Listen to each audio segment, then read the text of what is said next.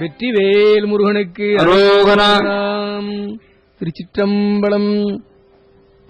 குருவர்களையும் திருவர்களையும் துதித்து வணங்கி வருவதெந்திருக்கும் சிவனே செல்வர்களும் அனைவருடைய திருவடியை வணங்கி மகிழ்ந்தும், எனக்கு என்றும் தாயாய் விளங்கி அருள் புரியும் அருள்தரும் முயங்கு பூன்முளை வள்ளியம்மை தாய் அமருடன் தாயாருடன் அமர்ந்து வீற்றிருந்து அருள் புரியும் முருகநாதப் பெருமானின் கருணுமிகும் திருவடியை அடியேன் துதித்து வணங்கியும், எமையாலும் என் அம்மையும் அப்பனுமாய் சற்குருவனமாய் எம் இறைவனுமாய் விளங்கும் சண்முகநாதப் பெருமானின் கமலமலர்வாதத்தில் சரண் புகுந்து ஸ்ரீ சேக்கிழார் பெருமான் அருளிச் செய்த பெரிய புராணம் எனும் திருத்தொண்டர் புராணத்தை சென்ற வாரத்தின் தொடர்ச்சியாக இன்று நாம் சிந்திக்க இருக்கின்றோம்.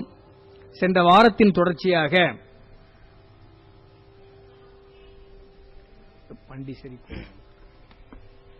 பண்டிசரி கோவன உடை பழமை கூற கொண்டதோர் தலங்களுடைய ஆந்தழகு கொள்ள வெந்துகளுடன் குதை முடிந்து விழுவேன தண்டொருகை கொண்டுகள தள்ளு நடை கொள்ள.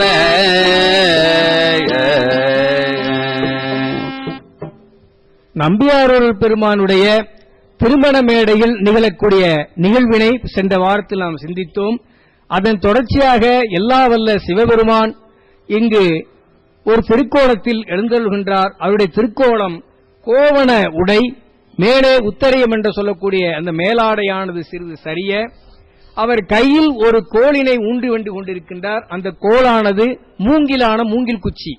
அந்த மூங்கில் குச்சியின் அந்த தண்டின் மீது ஒரு வெள்ளை துணி ஒன்று சுற்றப்பட்டிருக்கிறது, வெண்துகில்.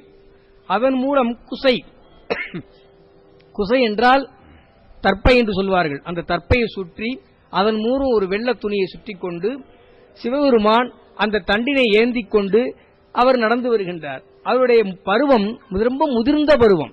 அந்த முதிர்ந்த பருவத்தை இங்கே சேக்கிழார் பெருமான் சொல்கின்றார். மொய்த்துவல பேரழகு மூத்த வடிவேயோ அத்தகைய மூப்பனும் அதன் வடிவமேயோ மெய்ப்பனறி வைதிகம் விளைந்த முதலேயோ இத்தகைய வேடம் என ஐய முறையே. அழகெல்லாம் சேர்ந்து ஒரு அழகானால் அது பேரழகு என்று சொல்லுவோம். அந்த பேரழகே வயது முதிர்ந்தால் எப்படி இருக்குமோ அப்படி சுவாமிகள் இங்கு கிள வேடத்தில் அவர் வருகின்றார். அந்த வடிவமானது அவரை மிகவும் ஈர்க்கிறது. நம்பியாரூரர் அந்த கிள வேதியரான சிவபெருமானை காண காண மேலும் அவரை காண வேண்டும் என்ற ஆவல் அவருக்கு தூண்டுகிறது. அந்த அளவுக்கு மிக அழகான, அதனாலதான் சிவபெருமானை சொக்கர் என்று சொல்வோம், மிகவும் அழகு பொருந்தியவர். அந்த அழகான அந்த திருமேனி வயது முதிர்ந்த அந்த கோலத்தில் வருகின்ற அந்த காட்சியை காண்கின்றார். அவர் கையில் ஒரு அந்த தண்டத்தை ஊன்றிக் கொண்டு வரும்பொழுது வயதானவர்கள் தள்ளாடி வருவது போல அவர் தள்ளாடி வந்து கொண்டிருந்தார். அந்த தள்ளாடி வந்து திரு நம்பியாரூருடைய அந்த திருமண மேடைக்கு முன்பு நின்று அவர் பேசுகின்றார். இந்த மொழி கேண்மின் எதிர் யாவர்களும் நான் ஒன்றை சொல்ல இருக்கின்றேன், இங்கு அமர்ந்திருக்கிறவர்கள் எல்லாம் அதை நன்கு கேளுங்கள் என்று சொன்னார். இதை நம்ம சென்ற வாரத்தில் சிந்தித்தோம். யாவர்களும், திருமணத்துக்கு வந்திருந்த யாவர்களும் கேண்மீள் நான் சொல்வதை என்று சொல்லுகின்றார். ஒரு திருமண நிகழ்வு நடைபெறுகிறது. அந்த கல்யாண முகூர்த்தம் நடைபெற வேளையில் ஒருவர் வந்து நான் சொல்வதை கேளுங்கள் சொன்னா அந்த இடத்துல எப்படி இருக்கும்? எல்லாரும் அந்த சொல்லக்கூடியவருடைய முகத்தை பார்க்கிறார்கள், என்ன சொல்ல வந்தான்னு தெரியலையே அப்படின்னு. அந்த வகையில் திருமண மேடையில் உள்ள பெரியோர்கள், சான்றோர்கள், வேதியர்கள், நம்பியாரூர் உட்பட அவருடைய திருமுகத்தை நோக்குகிறார்கள். இவர் என்ன சொல்ல போகிறார் என்பதை நோக்குகிறார்கள். இங்கு எல்லா வல்ல சிவபெருமான் மேலும் உரைக்கின்றார். என்றுரை செய் அந்த மறையோரும் மண்டல் வினை மங்கள மடங்களனையானும் நன்றுமது நல்வரவு நங்கலவமென்று நின்றறிவன் நீர்மொழிமை நீர்மொழிவ என்றார். பிஞகனும் நாவல பெருந்தகையை நோக்கி என்னிடையும் நின்னிடையும் நின்ற இசைவாயா உன்னுடையதோர் பெருவழக்கினை முடிப்பே நின்னுடைய வேள்வியனை நீ முயலு என்றான். வயதான முதிர்ந்த அந்த கிள வேதியர் உருவம் கொண்ட சிவபெருமான் நான் சொல்வதை எல்லோரும் கேளுங்கள் என்று சொல்லுகின்றார். அப்படி சொல்லும் போது எல்லோரும் அவரை நோக்குகிறார்கள். அப்போது அங்கு உள்ள சான்றோர்களும் வேதியர்களும் சொல்கிறார்கள், சுவாமி தங்களுடைய வரவு நல்வரவாக ஆகட்டும். நாங்கள் செய்த தவத்தின் பயனாக நீங்கள் இங்கு எழுந்தருளி இருக்கிறீர்கள். உங்களை நான் வணங்குகிறோம். நீங்கள் ஏதோ ஒன்று சொல்ல வேண்டும் என்று சொன்னீர்களே, அதை மிக விரைவாக சொல்ல வேண்டும். திருமணத்திற்கு மிக நேரம் நெருங்கிக் கொண்டிருப்பதால் நீங்கள் சொல்ல வேண்டிய செய்தியை மிக விரைவாக சொல்லி அருள வேண்டும் என்று அங்குள்ள சான்றோர்களெல்லாம் சொல்ல, அங்கு எல்லா வல்ல சிவபெருமான் பிங்கேகனும் நாவலர் அப்படின்னார். பிங்கேகன்னா தலைப்பாகை அணிந்தவர். சிவபெருமான் ஒரு தலைப்பாகை அணிந்து கொள்வார். தலைப்பாகை நம்ம தலைக்கோலம் சொல்வது, தலையில் ஒரு அணிகலனை அணிந்து கொள்வது. அதாவது மயிலிறகு கொக்கிறகுன்னு சொல்லுவாங்க. மயிலிறகு அணிவது, கொக்கிறகு அணிவது, இதெல்லாம் பழமையான ஒரு காலத்தினுடைய மரபு. இறைவனுக்கும் அந்த மயிலிறகு கொக்கிறகு அணிகிற ஒரு மரபு உண்டு. அப்படிப்பட்ட அந்த திருக்கோலத்தை உடைய சிவபெருமான் நாவலர், நாவலர்னு சொல்றார். நாவலர்னா நாவில் வன்மை மிக்கவர். இனிமேல் அவர் பெரிய வழக்கே தொடுக்க போகிறார். அப்ப எந்த அளவுக்கு அவருக்கு நாவன்மை இருக்கும்? அதனால நாவலர் பெருந்தகையை நோக்கி என்னிடையும் நின்னிடையும் நின்ற இசையால்வான் முன்னுடையதோர் பெருவழக்கினை முடித்தே நின்னுடைய வேள்வியினை நீ முயல்வி என்றார். அதாவது அந்த பெரியவர்களை எல்லாம் பார்த்து கேட்கின்றார். அப்போது அந்த பெரியவர்களுக்கு முன்னாடி மணமேடையில் இருப்பது யார்? நம்பியாரூரர் மணக்கோலத்தில் நின்று கொண்டிருக்கிறார். பக்கத்தில் மணப்பகன் இருக்கிறார். அந்த இடத்துல சுவாமி வந்து கேட்கிறார்.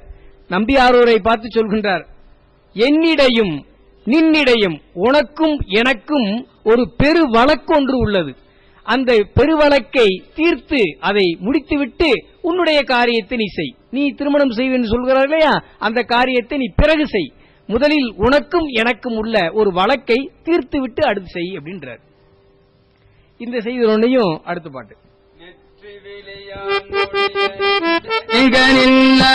நெற்றிவிலியான் மொழிய நின்ற நிகரில்லான் உற்றதோர் வழக்கனிடையுடையதுண்டு மற்றது முடித்தலறியான் மதுவை செய்ய முற்ற இது சொல்லுகன எல்லை முடிவில்லான். யாராவது ஒருத்தர் திருமண மேடையில் உள்ள அந்த திருமண மணமாகக்கூடிய அந்த மணமகனை பார்த்து உனக்கு எனக்கு ஒரு வழக்கு இருக்கு, அதை தீர்த்துட்டு அப்புறம் மணமேடையில் நின்று சொன்னா எவ்வளவு கோபம் வரும்? அதே கோபம் திரு நம்பியாரூருக்கு வந்தது. அந்த கோபத்தின் விளைவாக அவர் சொல்கின்றார், உற்றதொரு வழக்கிடை, உமக்கும் எமக்கும் ஒரு வழக்கு இருக்குன்னு சொல்றீங்களே, அந்த வழக்கு என்னன்னு முதல் நீங்க சொல்லுங்க. சொல்லிட்டு அந்த வழக்கை தீர்த்த பின்பே நான் என்னுடைய திருமண காரியத்தில் ஈடுபடுகிறேன். அதனால் விரைந்து அந்த வழக்கு என்ன என்பதை உடனே சொல்லுங்க அப்படின்னு நம்பியாரூரர் சிவபெருமானை நோக்கி சொல்கின்றார். ஆவதெதுகோ என் அடியானின் ஆவலகர் ஊரான் மொழிவதென்றையுமாலையன் முதன் திருவின் மிக்கோயும் மேலடிமையாடைய எம்மான். எல்லோரும் நன்றாக கேளுங்கள், என்னுடைய வழக்கை நான் சொல்லுகின்றேன். இதோ இருக்கிறாரே இந்த நம்பியாரூரன், இந்த நம்பியாரூரன் எனக்கு அடிமையாவான், இதுதான் வழக்கு அப்படின்னு சொன்னார். இந்த நம்பியாரூரன் எனக்கு அடிமையாவான், இதுதான் என்னுடைய வழக்கு என்று எல்லோரும் காண அந்த வழக்கை சொன்னார். இது சொன்னவர் யார் தெரியுமா? தேவரையும் மாலையன் முதல் திருவின் மிக்கோர் யாவரையும் வேற்றடிமையாக உடைய எம்மான்.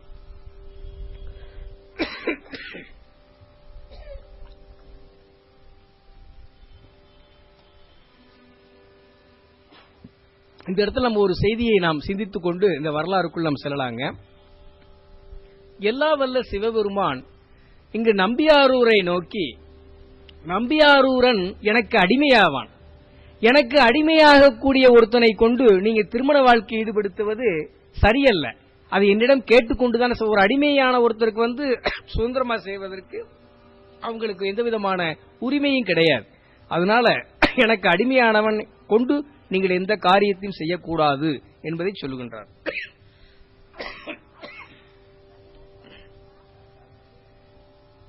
வெந்நீர் இல்லையா?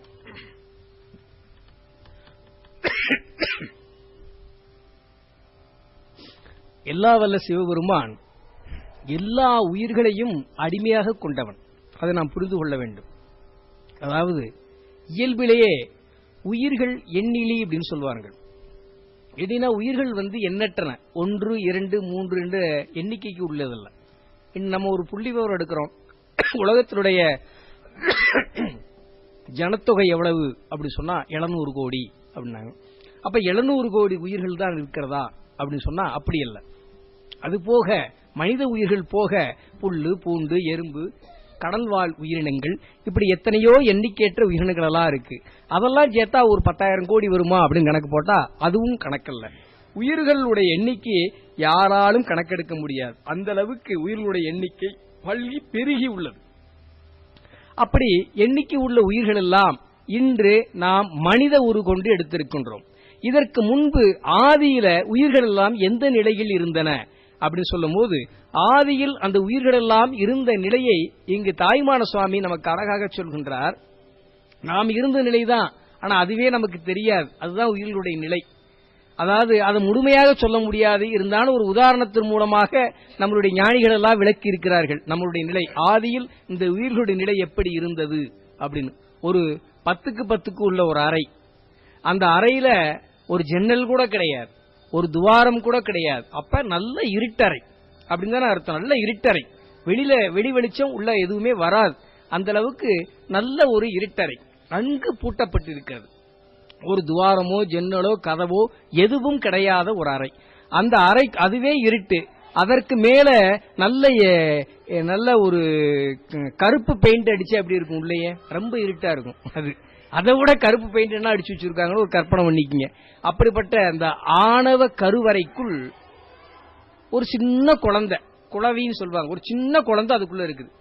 அந்த குழந்தைக்கு 2 கண்ணும் இல்லை, 2 பார்வையும் தெரியாது. இது எப்படி இருக்குன்னு பாருங்க. இது ஒரு வாய் நம்ம ஊகித்துக் கொள்ள வேண்டும். இந்த நிலையில தான் ஆதியில நாமெல்லாம் இருந்தோம். இந்த உயிர்கள் எல்லாம் உள்ள ஆதி நிலை எது அப்படின்னு சொன்னா, ஆணவ கருவறைக்குள்ள கண்ணில்லாத ஒரு குழந்தை மாதிரி ஒரு இருட்டறையில் பூட்டி வைக்கப்பட்ட ஒரு நிலையில்தான் ஒவ்வொரு ஆன்மாக்களும் இருந்தது. அந்த நிலையில் எல்லா வல்ல கருணாமூர்த்தியாகிய சிவபெருமான் அந்த இருட்டறையில் இருக்கின்ற அந்த ஆணவ அருவறைக்குள் இருக்கின்ற அந்த ஆன்மாவுக்குள்ளும் புகுந்து அந்த ஆன்மாவை சிறிது சிறிதாக பக்குவப்படுத்தி அதுக்கு முதல்ல புல்லு பூண்டு என்ற ஒரு உடலை கொடுக்கின்றான்.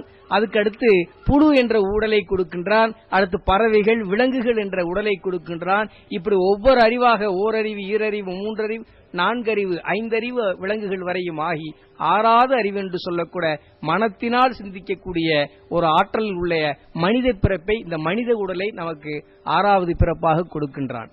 இப்படி ஒவ்வொரு நிலையிலும் இறைவன் உயிர்களுக்கு ஒவ்வொரு அருளிப்பாடும் செய்து கொண்டிருக்கின்றான். அவனுடைய அருளால் தான் இந்த ஆன்மாவானது கொஞ்சம் கொஞ்சமாக அறிவு விளக்கம் பெற்றுக்கொண்டு அது ஆனந்தத்தை நோக்கி அது சென்று கொண்டிருக்கிறது. அந்த நிலையில் இந்த மனித பிறப்புக்கு அடுத்தும் இதைத்தான் அடுத்த ஒரு பிறப்பு உண்டு, அது தேவ பிறப்பு. தேவர்களுக்கும் ஒரு உடல் உண்டு. அது இந்த நம்ம பஞ்சபூத உடல் மட்டும் அப்படி நீங்கி இருக்கும். அந்த உடல் எப்படின்னா ஒளி பொருந்திய உடலாக இருக்கும். இது 7வது பிறவி. அந்த 7வது பிறவியிலும் அந்த இறைவன் அவருக்கு அந்த ஒளி பொருந்திய உடலை கொடுக்கின்றார். இப்படி ஒவ்வொரு பிறவியிலையும் ஆன்மாவுடைய உய்தி பெறுவதற்காக, அது இன்பத்தை அடைவதற்காக, பேரின்ப வாழ்வை பெறுவதற்காக அந்த ஆணவ கருவறைக்குள் இருந்த காலத்திலும் சரி, தேவராகி மேலும் முக்தி என்று சொல்றோமே, இறைவனுடைய திருவடியில் 2 கலத்தல் அப்படின்ற பேரின்ப பெருவாழ்வை அது அடையிற வரைக்கும் இறைவன் ஒவ்வொன்றாக நமக்கு தோன்றா துணையாக இருந்து, அருந்துணையாக பெருந்துணையாக இருந்து அருள்பாலிக்கின்றான். அப்ப அவனுடைய அருள் இல்லைனால், அவனுடைய உதவி இல்லையினால், அவனுடைய துணை இல்லையினால் இந்த ஆன்மா ஒன்றும் செய்ய இயலாது. அதனால இறைவனுக்கு அடிமை என்றும் உயிர்தான் இறைவனுக்கு அடிமையானது என்பதை நாம் சிந்திக்க வேண்டும். அந்த வகையில எல்லா உயிர்களும் இறைவனுக்கு அடிமையே. அந்த அளவு இங்கு சிவபெருமான் கிடவேதியர் உருகொண்டு இங்கு இவன் என்னுடைய அடிமை என்று சொல்லுகின்றார். யாரு? நம்பியாரூரை பார்த்து இவன் என்னுடைய அடிமை என்று சொன்னவுடன் அடுத்து என்ன நடக்கின்றதை பார்க்கலாம். என்றான் அது கேட்டவர் எம்மருங்கும் என்றான் இறைவோ அது கேட்டவரும்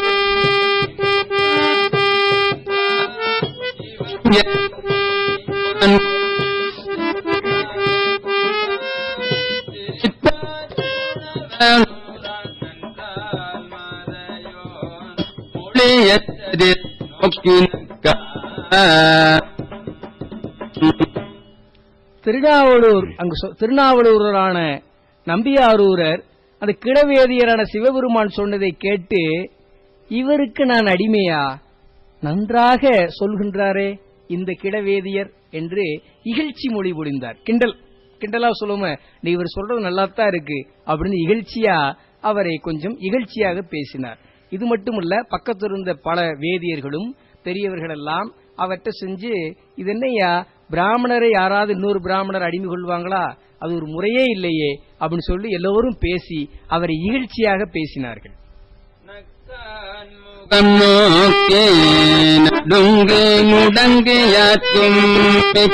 ஆன்மிசையுத்தரேய தூகள் தாங்கிமச்சென்ற அக்காலம்பும் தந்தை ஆத்மோலையாரியாரியத்தை என்ற சிரித்ததன் ஏட என்ன. கிழவேதியரான சிவபெருமான் இங்கு அருளுகின்றார். நம்பியாரூரை பார்த்து, ஏனடா சொல்றார், கோபம் வந்துருச்சு இவரே, ஏனடா நீயா பார்த்து என்னை சிரிக்கின்றாய், இகழ்ச்சியாக பேசுகின்றாய்? உன்னுடைய தந்தைக்கும் தந்தையானவர் பாட்டனார் எனக்கு உன்னை அடிமையாக எழுதி கொடுத்திருக்கிறார், அது உனக்கு தெரியுமா?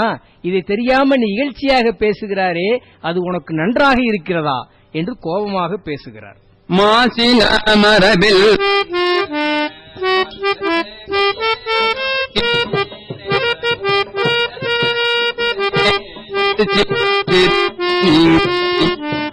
அந்தணர்கள்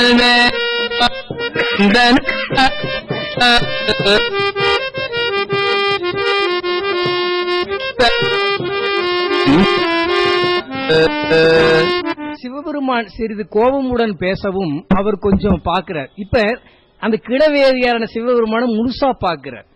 முழுசா பார்த்தோன்னையும் அவருக்கு அவருடைய திருமேனியிலுடைய அந்த அழகுல பழையபடி மயங்கிடுறார். அவர் மீது மிகுந்த அன்பு மேலா பெருகுது. அவர் பழையபடியும் அந்த மயக்கத்திலிருந்து வெளிப்பட்டு இங்கு சொல்றார், நீர் எங்கேயாவது இந்த உலகத்தில் கேள்விப்பட்டது உண்டோ? ஒரு சிவவேதியருக்கு இன்னொரு சிவவேதியர் அடிமை உண்ட ஒரு வரலாறு எங்கேயாவது உண்டோ? அதனால அடிமை கொள்வது வேதியர்களுக்கு அழகல்ல, இது நியாயமும் அல்ல, உலக வழக்கம் அல்ல. இப்படி பேசுவதை பார்த்தால் நீ ஒரு பித்தனோ என்று பேசுகிறார்.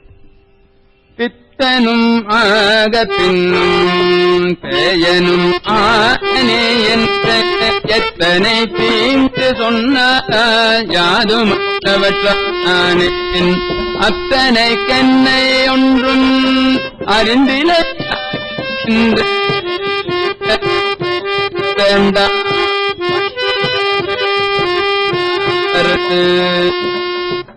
அவர் பித்தனோ என்பதை கேட்க சிவபெருமானுக்கு ஒரு கோபம் வந்தது.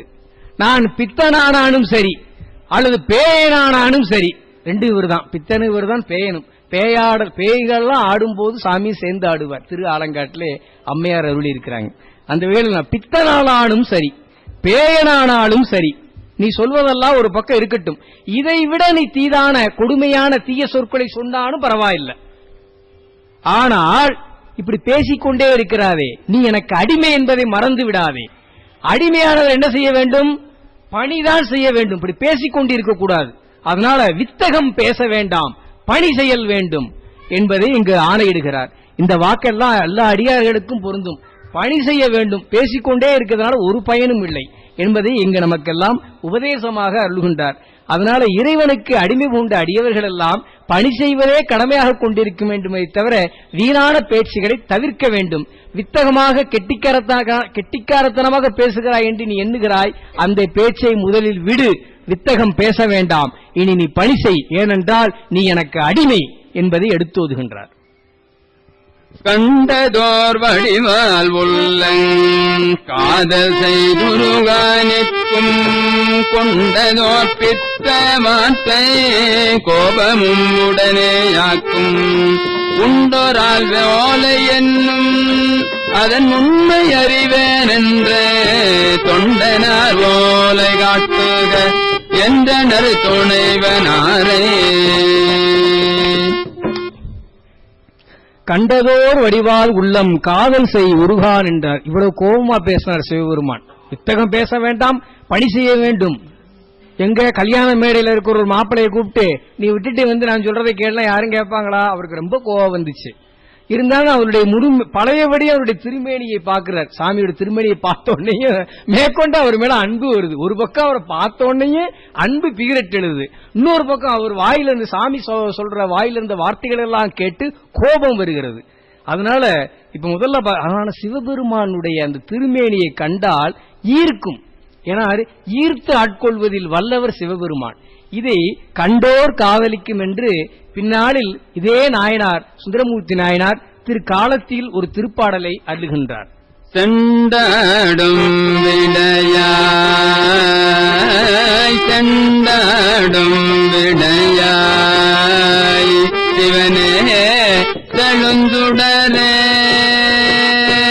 பண்டாரும் குழலால் உமை பாகம் மகிழ்ந்தவனே கண்டாகாதலிக்கும் கணநாதன் எங்காலப்பையாய் கண்டாகாதலிக்கும் கணநாதன் எங்காலப்பையாய் அண்டா உன்னையல்லால் அறிந்தேற்ப மாட்டேனே. இப்படித்தான் சிவபெருமானை கண்டவர்களெல்லாம் அவர் மீது அன்பு செலுத்தக்கூடிய அந்த நிலை அவர்களுக்கு வரும். இங்கு கிழவேதியான சிவபெருமான் இவரை வைதாலும் பேசினாலும் திட்டினாலும் அதையெல்லாம் பொறுத்து கொண்டு அவருடைய திருமேனியினுடைய கண்டவுடன் அவர் அன்பால் அவர் உருகி திளைத்தார். அந்த நிலையிலும் அவர் சொன்ன வாக்குகளை கேட்டு துடித்தார். இந்த இரண்டு நிலையிலும் இருக்கின்ற நிலையில் கடைசியாக உன்னை சொல்கின்றார் நம்பியாரூரர். சரி, எல்லாம் இருக்கட்டும், நீதி ஏறோ என்னுடைய தந்தைக்கு தந்தையார் அடிமை என்று எழுதி கொடுத்ததா சொல்லுகிறீர்களே, அதற்கு ஏதாவது சான்று இருக்கிறதா? ஏதோ ஓலை இருக்கு என்று சொல்கிறீர்களே, அந்த ஓலையை முதலில் காட்டும் என்பதை இங்கு சொல்லுகின்றார். ஓலை காட்டன்று நம்பி உரைக்க நீ மோலை காணர் பாலையோ அவை முன்காட்ட பணி செய்யப்பாலை என்ற வேலையில் நாவலூரர் வெகுண்டு மேல் விரைந்து சென்ற மாலையன் தொடராதானே வழிந்து பின் தொடரல் உற்றார். ஓலையை காட்ட வேண்டும் என்று நம்பியார் ஒரு உரைக்கும் கிழவேதியரான சிவபெருமான் அவருடைய அந்த இடுப்பிலிருந்து அந்த ஓலையை எடுத்துக்கொண்டு பிரித்து இதோ இருக்கின்றது இந்த ஓலை என்று எல்லோரும் காண பொதுவில் அந்த ஓலையை காட்டுகின்றார். இதை காட்டியவுடன் நம்பியாரூரர் மணமேடையிலிருந்து மிக வேகமாக இறங்கி வருகிறார். இறங்கி வந்து கிழவேதியரான சிவபெருமானுடைய அருகில் சென்று அந்த ஓலையை பறிப்பதற்காக வருகிறார். இதை கண்டவுடன் கிழவேதியரான சிவபெருமான் அந்த மணமேடையை சுற்றி ஓடுகின்றார். ஓடும்போது இவரும் அவரை துரத்திக் கொண்டே பின்னாடி சென்று ஓடுகின்றார். இப்படி எல்லோரும் அந்த கிழவேதியரான சிவபெருமானை எப்படியாவது பிடித்து எட்டி பிடிக்க வேண்டும் என்று பிற சான்றோர்களும் வேதியர்களெல்லாம் ஓடிக்கொண்டிருக்கிறார்கள். யாராலும் அவரை எட்ட முடியவில்லை. சிவபெருமானை யாராவது எட்ட முடியுமா? ஒருவரே ஒருவர் தான் அவரை எட்டினார். அவர்தான் நம்பியாரூரர். நம்பியாரூரர் மட்டும்தான் எட்ட முடியும் சிவபெருமானை. ஏன்னா அவ்வளவு தவச்சீலர். அவர் மட்டுமே அவரிடம் சென்று எட்டினார். எட்டி அந்த ஓலையை வேகமாக வாங்கினார். ஆணவம் பறிக்க சென்ற அளவினில் அந்த நாளன் காவன பிடையே ஓட கழுதுவின் தொடர்ந்து நம்பி பூவன பவரை முற்றார் அவரனால் புறங்கள் தட்ட எவன திளையினாரை யாதுடன் தட்ட வல்லார். தேவன சிலையினாரை யார் தொடர் திட்ட வல்லார். அவர் சிவபெருமானை யார் எட்ட முடியும்? நம்பியாரூரை தவிர வேற யாராலும் எட்ட முடியாது என்று பேசிய சேக்கிழார் பெருமான் அடுத்ததாக அந்த ஓலையை அவர் பறிக்கின்றார். சிவபெருமான் கையில் இருக்கிற ஓலையை வேகமாக பறித்து விட்டார். பறித்துவிட்டு என்ன செய்கின்றார் பார்ப்போம். மறைகள் ஆயினமும் போற்றி மலப்பதம் பற்றி நின்ற இறைவனை தொடர்ந்து பற்றி எழுதுமால் ஓலை வாங்கி அறைகளல் அண்ணல்லாய் அந்தன செய்தல் என்ன முறையன கீறியிட்டார் முறையிட்ட முடிவிலாதான். கிழவேதியர் வழியில் வந்த சிவபெருமான் கையிருந்த அந்த ஓலையை வேகமாக நம்பியார் ஒரு பறிக்கிறார். பறித்துவிட்டு எல்லோரும் காண ரொம்ப மிக கோபமாக ஒன்றை சொல்கின்றார். வேதியருக்கு வேதியர் அடிமையாம், இது எந்த காலத்தில் உள்ள வழக்கு என்று சொல்லி வேகமாக அந்த ஓலையை கிழித்து விட்டார். அருமறை முறையே தின்னும் அறிவதற்கரியான் பற்றே ஒரு முறை முறையோ என்ன உளை நின்ற விளக்கி இந்த பெருமுறை உலகில் இல்ல நெறி கொண்டு பிணங்குகின்ற திருமறை முனிவரனே எங்குளி தெப்பும் என்றாரு.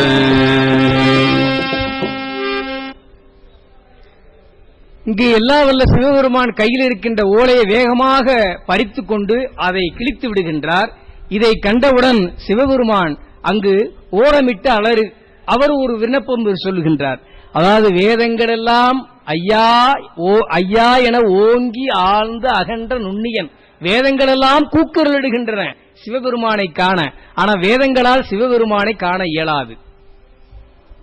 வேதங்கள் எல்லாம் தத்துவத்துக்கு உட்பட்ட நாத பிரம்மத்தின் வழியாக வந்தது, அதனால இறைவரை காண இயலாது. வேதங்கள் எல்லாம் சிவபெருமானை காண அலறுகிறது, ஆனால் காண இயலவில்லை.